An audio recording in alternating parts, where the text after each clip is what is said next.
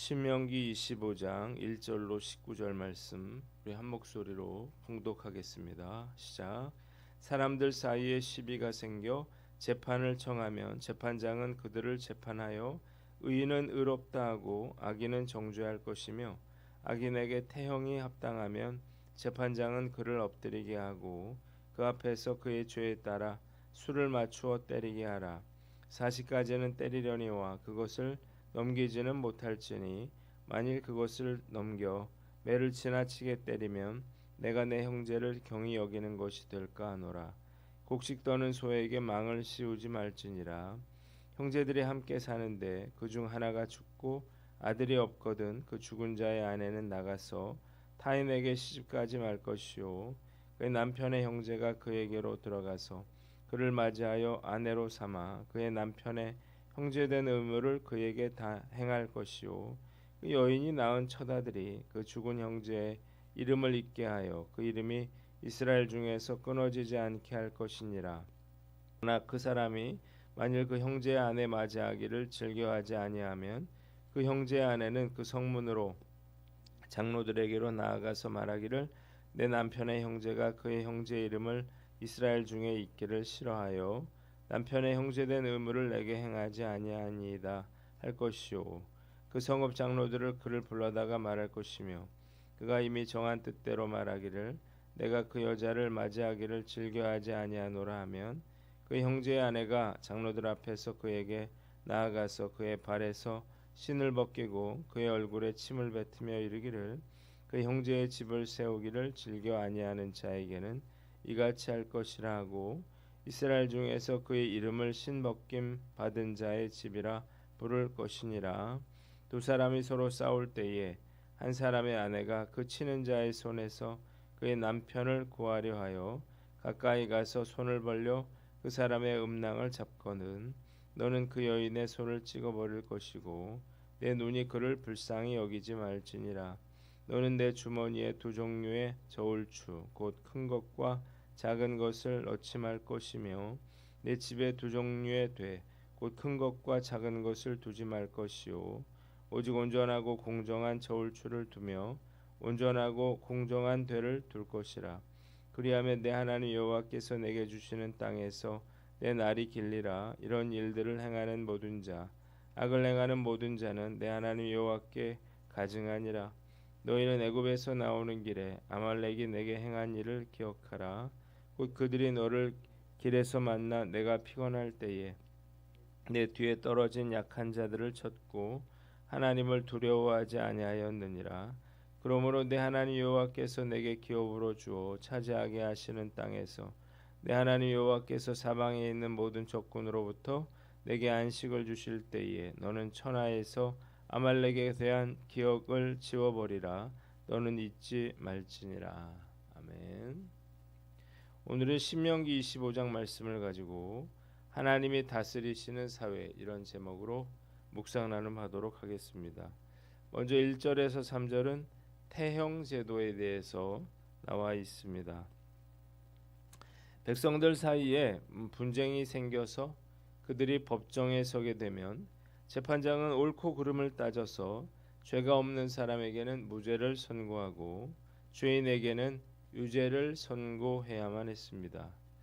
유죄를 선고받은 사람에게는 사형과 체형 및 벌금형으로 형벌이 구분되었는데 체형은 매를 때리는 태형과 다른 사람에게 해를 입힌 대로 형벌을 가하는 동해보복법이 있었습니다. 태형의 경우에 죄의 경중에 따라서 매의 대수가 결정이 됐는데 아무리 중한 죄를 지었다 하더라도 태형은 40대 이하까지만 때릴 수가 있었어요. 40이 넘으면 불구가 되거나 잘못하면 죽을 수도 있었기 때문입니다. 이것은 비록 죄인이라 할지라도 그의 인권을 존중하고 생명을 보호하려는 것이었습니다. 이런 태형이 있는 그런 나라가 있죠. 바로 싱가포르인데요. 싱가포르는 길바닥에 담배꽁초나 바닥에 붙은 껌을 거의 찾아볼 수 없는 나라입니다. 이유는 태형 제도 때문입니다. 만약 껌을 씹고 그걸 바닥에 버리면 붙잡혀서 매를 맞게 됩니다. 놀라운 사실은 이 태형에 자국인뿐만 아니라 외국인들에게도 결코 예외가 아니라는 거죠. 마이클 페이라고 하는 18세의 미국인 청년이 싱가포르 관광 중에서 낙서를 했다가 6대의 태형을 선고받았어요. 당시에 미국 대통령이었던 빌 클린턴 대통령이 직접 싱가포르에 태형을 취소해 줄 것을 요구했는데 외국인도 예외 없음을 이유로 2대를 감형한 4대를 맞게 됐다 그래요. 태형을 맞는 건 뭐 그냥 학교에서 매 몇 대 맞는 그런 수준이 아니에요. 바지를 내리고 엉덩이를 드러내고 다리를 넓게 벌린 상태에서 허리를 90도 이렇게 굽히고 양발과 양손을 묶어 고정을 시킨 다음에 길이 1.2m, 굵기 1.27cm의 등나무 회초리로 건장한 집행관 2~3명이 한 대씩 돌아가면서 때리는데 그냥 팔로만 때리는 게 아니라 뒤에서 도움닫기를 한 후에 체중을 실어서 회초리를 휘두릅니다. 이러면 시속 약 160km의 속도로 회초리가 살에 파고드는데 살점과 피가 튀기고 그 고통이 상상하기 어려워서 한 대를 맞고 기절할 수도 있다 그래요. 만약 맞는 사람이 기절을 하거나 상처가 깊어서 태형을 더 이상 때리기 어려울 때에는 치료를 받게 한 후에 남은 대수를 모두 때리게 한다 그래요. 이 싱가포르의 태형은 범죄 예방 효과와 재범 방지 효과가 정말 탁월하다고 합니다. 한번 따라해 봅시다. 공정한 재판을 하고 적절한 형벌을 내려라. 말씀 묵상하면서 2가지를 생각하게 되는데, 첫째로 재판은 공정해야 한다는 것입니다. 왜 사법부의 개혁을 원하나요? 어떤 사람은 봐주고 어떤 사람은 가혹한 그러한 형벌을 내리기 때문이에요. 사사로운 이유로 재판을 굽게 하는 것은 하나님을 진노하게 하셔서 나라 전체에 화를 가져오게 만듭니다. 권력이 있든 돈이 많든 상관없이 누구에게나 같은 잣대로 법을 집행하는 그러한 나라가 되어야 합니다. 둘째로 적절한 형벌을 내려야 한다는 거예요. 살인죄는 살인에 해당하는 형벌로 다스리고 매를 때리는 것은 매에 맞는 그러한 적절한 형벌을 내려야 합니다. 태형을 받는 자는 40대 이하로 매를 제한하여 매를 맞다 죽어서 생명의 존엄성을 잃지 않도록 해야 했습니다. 죄를 저지르고도 전혀 반성하지 않는 그러한 사람들을 보면 피가 거꾸로 솟는 것 같은 그러한 분노를 느낍니다. 솜방망이 그러한 처벌을 하는 경우가 많아요. 이럴 때 유가족들은 얼마나 화가 날까요? 이로 인해서 정말 평생을 억울함과 고통 가운데 살아야 할 것입니다. 만약 우리나라에도 이런 태형 제도가 있다면 이런 일은 절대 일어나지 않을 것입니다. 이 나라의 사법부가 공정하게 재판하고 적절한 벌을 내리되 백성들의 인격이 무시되지 않도록 배려할 수 있기를 기도합니다. 그리고 말씀 묵상하면서 과연 나는 어떤지를 우리가 돌아봐야 되겠죠. 우리가 냉정해야 할 때 봐주고 봐줘야 할 때 냉정하게 행동할 수 있습니다. 공과 사를 구분하고 매사를 공정하게 처리하도록 노력하는 저와 여러분들 되시기를 주님의 이름으로 축원합니다. 2번째는 4절인데 소에 대한 규례가 나와 있습니다. 곡식을 밟으면서 타작하는 소의 입에 망을 씌우지 말아라 이랬는데, 탈곡을 하다 보면 곡식이 떨어질 것이고 그러면 소들은 자기 발 아래의 곡식을 먹게 마련이었습니다. 주인들은 이를 방지하기 위해서 소의 입에 망을 씌웠어요. 이런 곡식을 먹지 못하도록 했는데 이걸 금지하라는 것입니다. 하나님은 약자에 이어서 또 죄인에 이어서 짐승들까지 배려하도록 그렇게 말씀하셨습니다. 수고하는 짐승에게는 정당한 대가를 주라는 거예요. 하나님께서 얼마나 자비롭고 사랑이 많으신 분인가를 우리가 깨달을 수 있는 그러한 말씀이죠. 한번 따라해 봅시다. 하나님의 사랑을 기억하라. 예전에 김옥래 전도사님이라고 하는 분의 그런 부흥회를 우리가 다른 교회 가서 한번 들었던 적이 있는데, 그때 전도사님이 이런 간증을 했어요. 남편이 천막을 치고 개척을 했는데 늘 쌀이 부족해서 고통을 받았다고 해요. 신학교에 가는 남편을 위해서 아침에 냄비에 밥을 지으면 2공기가 나오는데 밥이 타버리면 1공기밖에 나오지 않기 때문에 냄비 앞을 지켜서야 했다 그래요. 그렇게 밥을 지어서 한 그릇을 남편에게 먹이고 또 한 그릇은 도시락을 싸주고 자기는 먹었다고 하고 빈 그릇을 설거지를 했다 그래요. 너무 서럽고 배가 고파서 천막교회에 들어가서 하나님께 기도를 하는데 바로 이 구절을 들이대면서 주먹질을 하면서 기도를 했다는 거예요. 소도 일을 시킬 때는 밥을 먹이는데 어떻게 이러실 수 있느냐, 이렇게 눈물을 흘리면서 소리 지르며 기도를 하고 있는데, 그때 마침 선배 사모님이 돈 25,000원과 쌀과 고기를 사가지고 와서 기도하는 사모님의 어깨를 두드렸습니다. 너무 반가워서 이 사모님의 식사를 대접을 해야 되는데 이 쌀이 없어서 이 사모님이 가져오신 그러한 쌀을 풀 수는 없고 앞집에서 밥 2공기를 빌리고 마늘만 넣은 소고기국을 끓여서 대접을 했더니 전도사 때는 힘들지만 목사 안수 받으면 좀 나을 거야, 조금만 참아, 이렇게 위로해 줬다는 거예요. 이 남편이 목사가 됐는데 힘들기는 마찬가지더라, 이렇게 말씀하시는데 당시에 가슴이 뭉클해지면서 눈물이 나왔습니다. 당시에 저도 개척교회 목사로서 그 사모님의 마음이 이해가 됐기 때문이에요.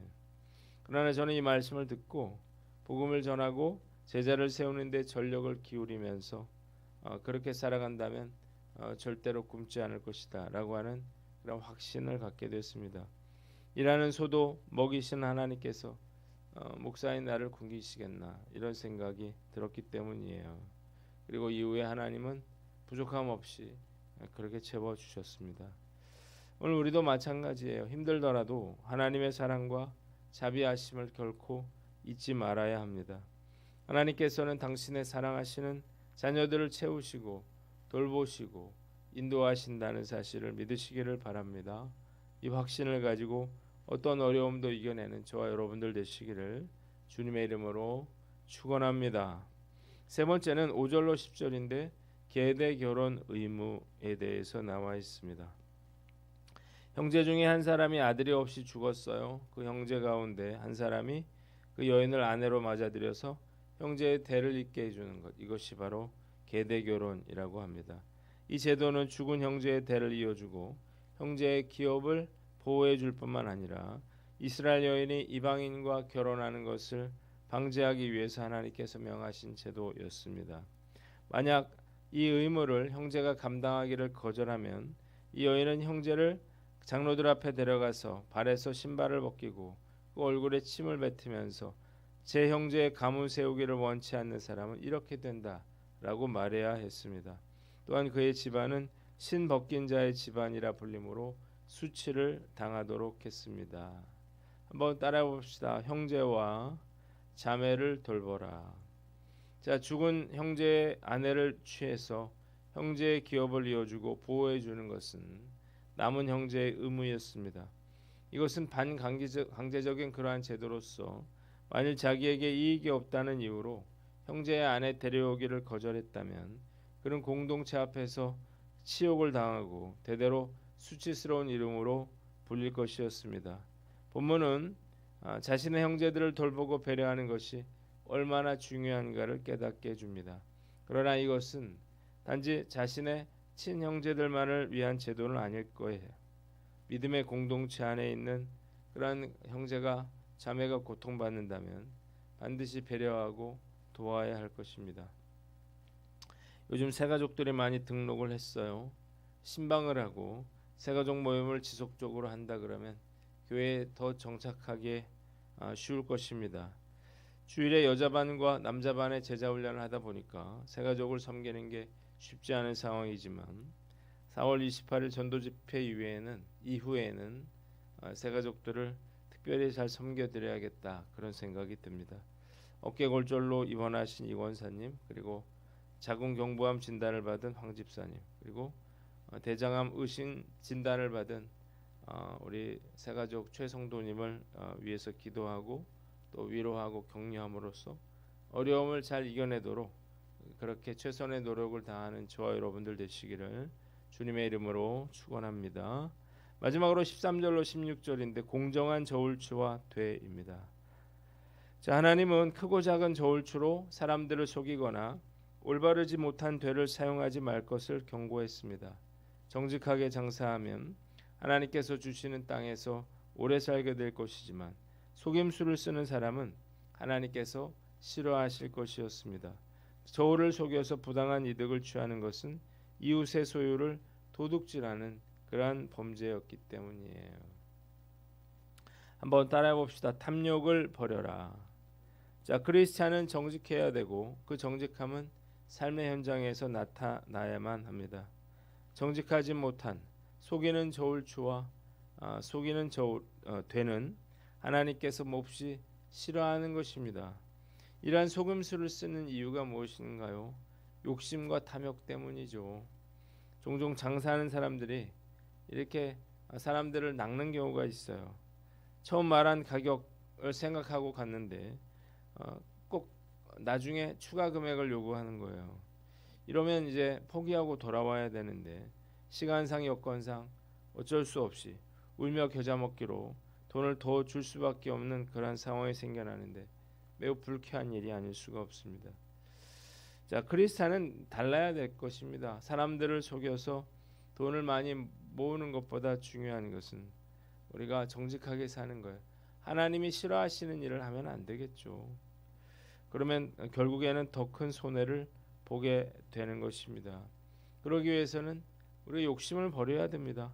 조금 덜 벌더라도 정직하게 그렇게 살아야만 우리가 하나님으로부터 멀어지지 않을 수 있는 거예요. 다른 사람들 모두 다 부정한 방법을 사용한다 하더라도 크리스천이라면 그래서는 안 될 것입니다. 목회에도 상도의가 있다 이렇게 생각이 들어요. 작은 교회가 힘들고 어렵게 불신자를 전도해서 성도가 된 분들을 전도라는 명목으로 큰 교회로 데려가려는 그러한 사람들이 있는데 절대 칭찬받을 주님께 칭찬받을 일은 아닐 것입니다. 공정함과 정직을 잃어버리면 진정한 크리스찬이라고 말할 수 없을 것입니다. 오늘 나는 어떤가 스스로를 늘 돌아보고 늘 정직하게 살아 주님 앞에 당당하게 살아가는 저와 여러분들 되시기를 주님의 이름으로 축원합니다.